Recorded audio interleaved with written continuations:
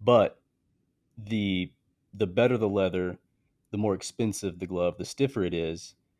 That's actually going to be a better glove overall in the long run. For you here, you shake this can up. You got your glove here, and you just spray this stuff in there, and you just are going to town, rubbing it around. And I would always recommend like fall, Christmas time. Like that's when I would be like, hey, you can do this. Like you can do this and have it ready by the spring. Just know that going into the process, though.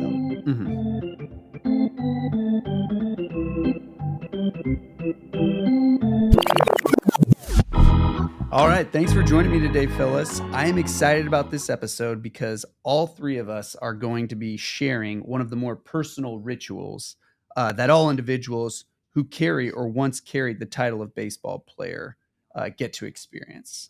Just so everyone knows out here, I got a couple of other experts with me. I have Tyler Amble, the host of our JustBats Batter Up Podcast. And then we also have another expert on with us today. We have Logan Snyder, who is one of our buyers for our JustBats and JustGloves brands. Now, none of us here can still claim the title of baseball player, but I do think that between all of us, I would guess the combined amount of years that we all played baseball was over 40, is what I would imagine.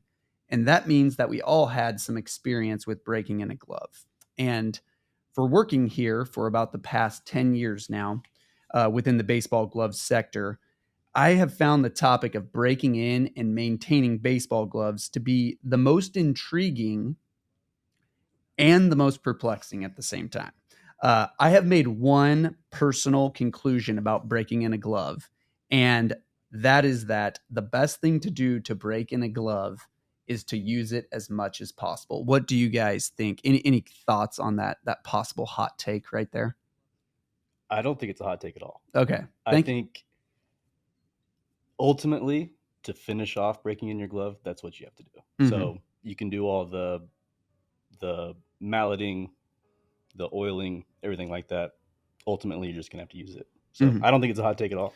Yeah, it's as we all know, we all have experience in our customer service department, and there is nothing more soul crushing for a customer to hear when they're asking for advice. And they're like, well, how do I break this in? And, you've gone through a few maneuvers and you have to tell them just you have to use it as much as possible. And you hope that it'll click in their head, but sometimes it always doesn't. So it doesn't always do that. So if I really wanted to, I feel like I could argue that point for the rest of my life and have 1,000 batting average when I discuss it. But I have also found out another thing is that the answer of playing catch as much as you can to break it in, it's pretty boring. So it is. Yeah, it is boring, but it's also like I think where a lot of our customers come from is the fact that it's a dad or an uncle or a grandpa that has bought this glove for their son, or in the case of fast pitch, for their daughter. And they want to give it to them ready to use. Yep. So they want to go through the process of, oh, I got this A2000. I'm so excited to give it to you. Here it is. Go play with it. But instead it's like, here it is. It's a brick.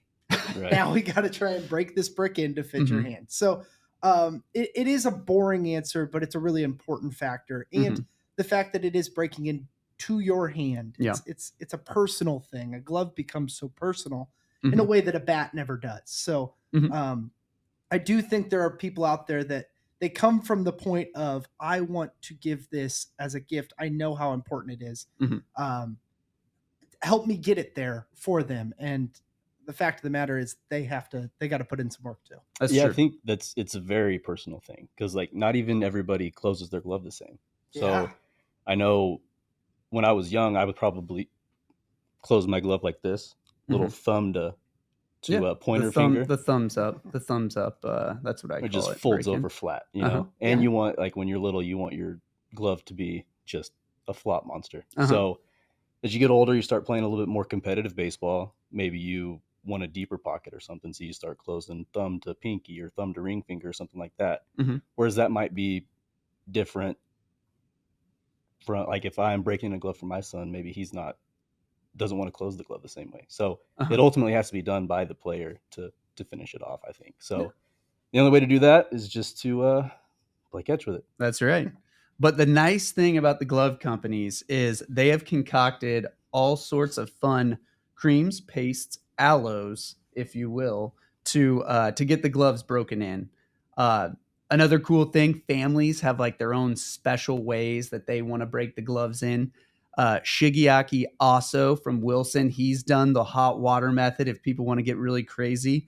And there has even been a Tony Award-winning musical that was called Dear Evan Hansen that included a full song about a dad's secret method known to very few that he used to break in gloves. So, fellas, I think we've already touched on it a little bit. We know what we are here to talk about today. How did we break in our gloves growing up? So, Logan, I'm going to start with you. What is like a memory or an ethos that you or your family had growing up? How did you guys get your gloves broken in? I didn't really have a family legacy of breaking in gloves. There you go. My dad actually would fall right in line with most everybody here. He's like, just go play with it. Like, what do you want me to do? So I kind of knew what I didn't want to do. I really wasn't big on, driving over it with the truck, something like that. Didn't want to have tire marks on my glove and then still have a stiff glove. And then my dad's got to go get an alignment. So I did try, putting it under the mattress. That's kind of an old, what they used to do back in the day. I put it under my mattress, slept on it. That didn't really work. Poor night's sleep. Still had a stiff glove. So and a stiff back. Yeah. And I wasn't any better at baseball. So, all I did was, and I wasn't buying like an A2000 or a Heart of the Hide or something like that. So it wasn't a huge break in anyway. Yeah. Boring old answer. I just played with it. Nice. Did you, with that for like, do you have one glove from when you were growing up? Like, do you remember the brand or how you got it or anything like how? Yeah, I had a Wilson glove it's probably the only glove I ever had. And it's crazy that it lasted as long as it did because it wasn't, the top of the line glove. It was probably an A1000 that I got probably in middle school and used it all the way through high school. It's like a 12-inch fully closed basket web that I just used everywhere. Nice. So those are always fun. I always remember in my family, because we had a lot of kids, people would just like give gloves to us randomly. So you'd just be like that did not happen in my family. You'd just be going through like the bin and you'd be like, oh, here's a new glove. And like, you always hear people sometimes tell stories about how going to the store was a big deal to stand in front of the glove wall and see what was up. And there are a lot of times gloves that I used, it'd be like, well, it just showed up in my garage one day. So I started using it. So I do remember going into my grandpa's garage and I was little, obviously hadn't worked at JustGloves. But just going through the gloves that I would find in his garage, and now being an adult looking back, there was a lot of smalls from the Sandlot gloves in there, Nice. Where he's talking about a plastic glove that he got from wherever. A lot of low quality gloves that no matter how much you tried to break them in, they were just going to be stuck. Yeah. So. That's funny. Nice. That's awesome. Tyler, how about you? So I had one glove, much like Logan talked about, that I truly remember. And I must have got it for either my fourth grade or fifth grade for my birthday. So my birthday falls in January. Pretty sure it was coupled with a Christmas overlap. I would do that a lot to get a bigger gift. Ooh, there you go. So I got a glove from Nokona. My dad did all the research. He was so excited because he had talked to like everybody, and he got this Nokona glove made with the kangaroo leather. And he was more excited than I was, like with the opening process. And then I fell in love with that glove. Nice. Absolutely fell in love with that glove. But I remember, if my birthday's at the end of January, so you're here in Kansas, you played baseball around March is when you could start, and it was still really cold. But by March, you pretty much needed your glove ready to go. So we had like the month of February to break it in, and we did all the tricks. So the one I most notably remember was the oven. You lather it up a little bit, you put it in the oven for 5, 6, 7 minutes. It came out, and I didn't think much was different. My dad had convinced himself it was. But then my task, I had a little old t-shirt and a little thing of glove oil, put a little dime on there, and I'd rub it into the palm. I'd rub it all over. That's what I'd do at night. We watch TV, and then I'd throw a baseball into it. So just like sitting there watching TV, mindlessly throwing a baseball into the glove over and over and over and over. And it was ready by March. Nice. But that's my true memory of breaking in a glove I think it took 3 or 4 weeks to really get this thing to where I was comfortable. It was a tiny little 10.5-inch glove, and I used it till my junior year of high school. Nice. Still have it. It is beat up. I mean, it's not much of a glove anymore, but still have it. Love that glove. Took a lot to break that in though. Yeah, that was a trial of patience for an 11-year-old. Yeah, for sure. You were talking about how your dad had you do the oiling of the glove, and I love that. I always remember. So my dad, it's like every time around March each year, we had like a box or a bin of gloves, and my dad he'd get this stuff. I have it right here for those watching on YouTube. This is Wilson Pro Stock conditioner. And if you guys just give it a sniff, and Yep. there would just be, my dad would do like all 7 gloves in our garage, and then the garage would just be pungent with this stuff for like the next day. And so it's funny whenever I think about breaking in a glove or taking care of a glove, it's my dad putting this stuff on, and then this smell is like, it's one of those, people always say that your sense of smell is one of the biggest things in recalling memories. And this stuff always recalls like breaking in gloves. That must be another testament to my glove, because I didn't take care of it whatsoever. I never put any conditioner, any oil on it. If I wasn't playing baseball, it was just up in the closet.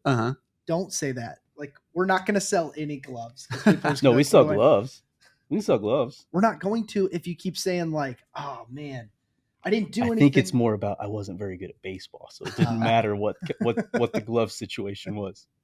Also, for those of you that don't know, Ben grew up in like a cheaper by the dozen situation as like the oldest of all these kids. They could have fielded an entire team. Yeah, there were 9 of us, so you are correct. We could. So that's why he has this bin of gloves that just kind of shuffle around. And any baseball cards that a neighbor was getting rid of, we received, and any baseball gloves or baseball gear. So we got all of it. So that is funny. But okay, and you mentioned as well, you said you had a Nokona. Yeah. So again, I said this earlier. So I have worked here with gloves for about 10 years now. And it seems like the sentiment towards Nokona, I can never get the pulse exactly right. Some people think they are the stiffest gloves in the world. Some people think that they're the softest. What was your experience like? And I know it's been about 20 years close to now since then, but go ahead. It was stiff. It was? Okay. When I got it, now we're talking, 2004, I think is when this would have been. So 20 years ago. But yeah, that glove was stiff. Okay. Like I remember pulling it out of the box and like putting it on my hand, and like I almost couldn't. Okay. Because it was that stiff. But once I got it, like broken in, it probably took until the summer till it was really, really comfortably broken in. It was the softest, most comfortable glove I've ever had. Really? I when I would take calls in the call center, I would talk about Nokona. Go Nokona. Know that you're going to have to work a little bit, but man, I thought it was the greatest investment my dad's ever made. Nice. I think that's a good point because, a lot of people, they want a game ready glove. Yeah. And to some people that's super valuable. But the better the leather, the more expensive the glove, the stiffer it is, that's actually going to be a better glove overall in the long run. Like you said, it's going to take some time on the front end, but you used it forever until literally your hand was bigger than the glove and you couldn't anymore. Otherwise, you'd probably still be using it. Yeah, I would have wanted to. Yeah. Nice. So, yeah, the stiffer the glove on the front end, the longer it's going to last you, the harder the break in. But as we've all done, you'll get there. Yeah. Your glove can be extremely stiff when you get it, but just keep using it till it's to where you like it. And I would always recommend like fall, Christmas time. Like that's when I would be like, hey, you can do this. Like you can do this and have it ready by the spring. As we're recording this towards the end of February, it's getting a little tougher to have one of those gloves turned around in time. You can just know that going into the process though. So Tyler, I have 2 follow-ups for you as we're discussing these gloves. So you said you use that glove until your junior year of high school. Through your junior year? Yeah. Okay. I got an A2000. Okay. All right. That was my question. Go ahead. Going into the senior year of high school, which was really a bad call on our part. Okay. I probably wasn't going to play college baseball. I'd kind of figured out by then I didn't want to.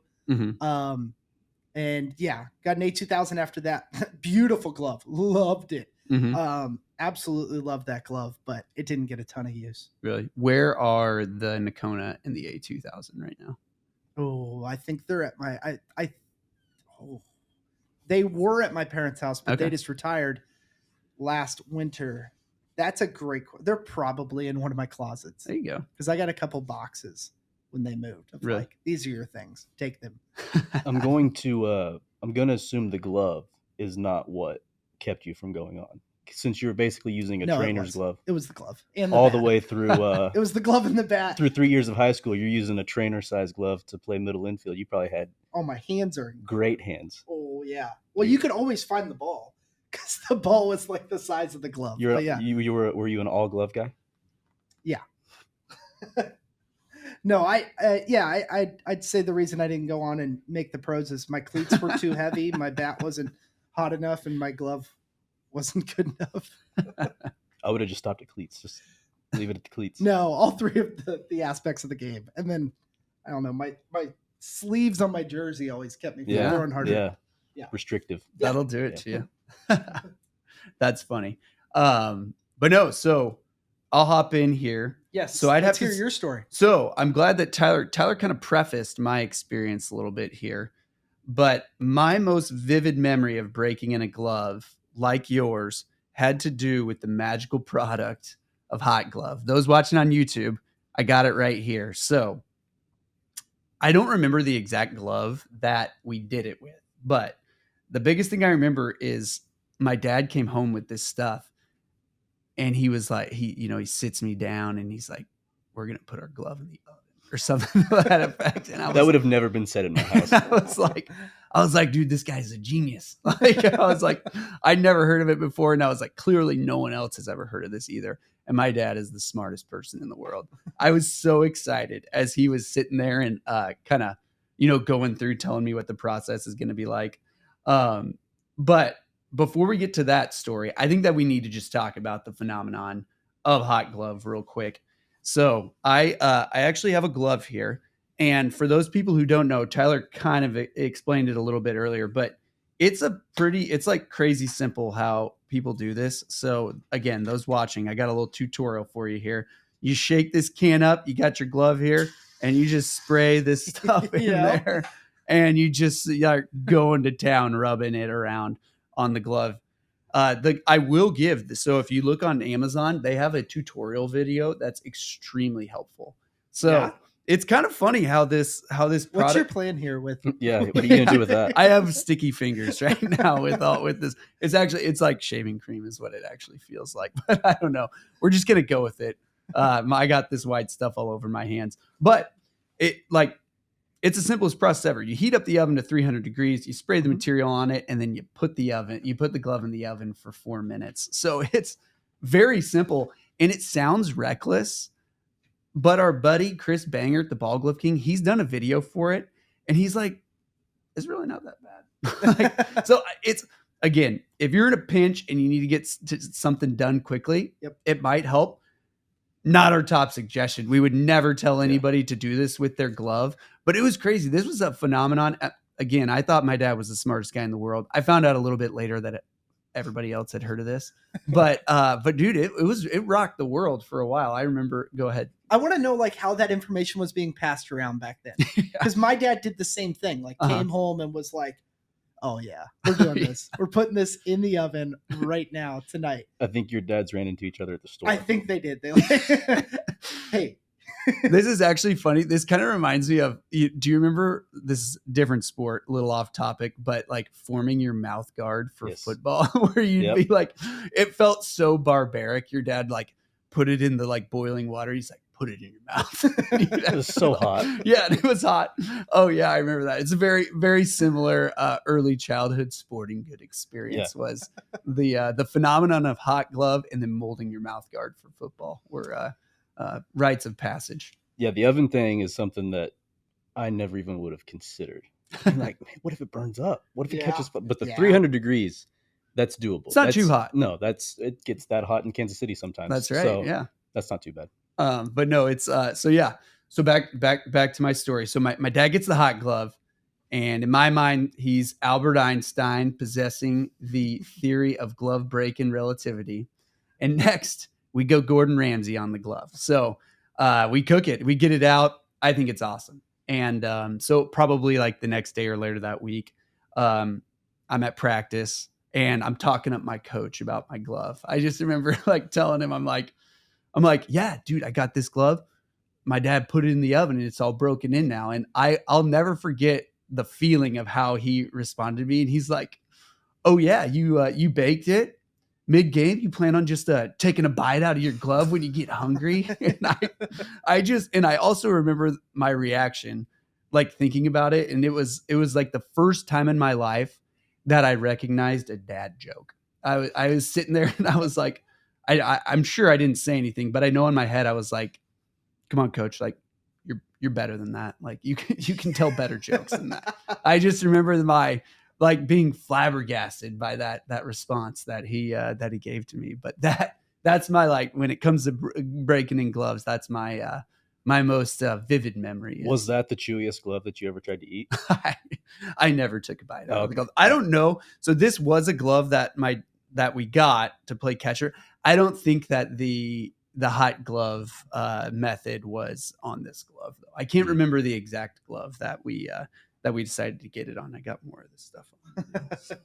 But no, it's just great. I mean, all of the ways breaking in gloves, it's fun, just to get in there. Again, we're going to tell you the biggest thing to do is when you're trying to break in a glove, use it as best you can. But when I think of breaking in a glove, I think of like bad infomercials where it's like a black and white screen and it's like somebody's like driving their car over the glove and it's like somebody's like pulling it out of the oven and like, but then it just like the product or whatever you're trying to pitch would just be like, use it. Yeah. Just use it and it'll break in. And it just takes time. Like you just got to be patient with it. It's not something you can rush. It's stiff leather that's meant to last and it's meant to take shape in the way that you want it to. So understand that it's kind of an art in and of itself there. It's almost like a blank canvas that like you can make it into what you want. You want a pocket that's this way. You want it to close this way. Just continue to reinforce that. One of the things that I always did, I always just kept a ball in my glove whenever it go in the bat bag, just as like a consistent pocket. That was just something that I always did and I liked. I think pitching machines are a lot more prevalent all over the place now than maybe they were when we were kids. So if you can just stand in front of a pitching machine, crank that bad boy up, don't worry about catching the ball to start with. Just work on. Wait, are you talking Happy Gilmore? Yes, but with a glove. Catching it? Oh, okay. Yeah, when you get a glove in front of you, you're not just taking them to the chest. Yeah. You might, maybe. I don't know how good your hand-eye coordination is, but and just eventually you'll feel the glove start to, and then you'll start catching them, and then you get to a point to where it feels good. Boom, it's broken in. That's it. That's all you do. Yeah. Or I mean, if you don't have a pitching machine, if you're a kid listening, find the person whose credit card bought the glove. I'm sure they'll love to throw a ball at you. So there you go. And then just I mean, get people involved. You can try things. I mean, it's fun to kind of have your own method in the way that you take care of it, so that you can pass that onto your family as well. And maybe you and if you have a kid of your own or your parent, just form kind of a little bond between you guys on how you break in the glove. So any final thoughts from you guys? I don't think so. I don't think so either. Nice. Get your gloves from JustGloves. There you go. That's a good thought. Yeah. Absolutely. Well, thank you everyone for joining us today. Go ahead. If you guys enjoyed this episode, please give us a 5-star rating on your favorite podcast platform. Give us a thumbs up on YouTube. And if you're wondering how you can help us out with this podcast, biggest thing to do is just go ahead and share it with your friends. Till we do our next episode. Hope you guys have a great day. Bye.